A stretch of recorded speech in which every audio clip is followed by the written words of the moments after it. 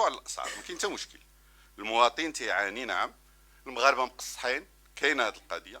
المغاربه ما عمرو وقع عليهم بحال هذا الشيء، يعني بالارتفاع ديال الاسعار لمده سنوات، والاسباب عارفينها.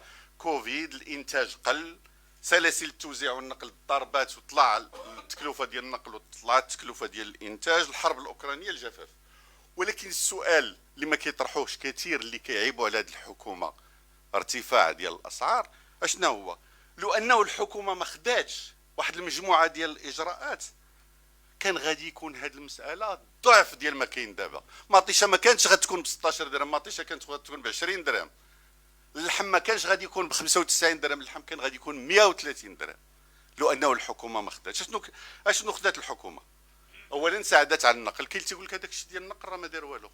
5 المليار ديال الدرهم، لو انه ما كانش هذه المساله ديال النقل كانت غتزاد في البضائع ديال. وصلت 5، وصلت 7. انا غنسالي دابا، نسالي في هذه القضيه ديال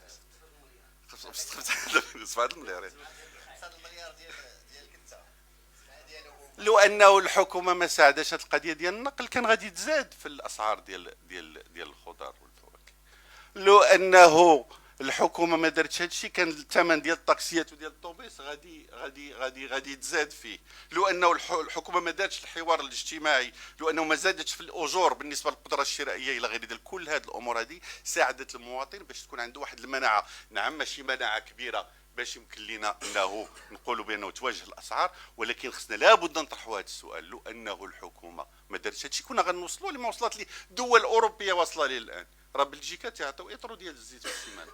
بلجيكا الثمن ديال الغاز وصل 6 المرات. غنتوقف هنا ومن بعد نرجع لهاد الامور. شكرا.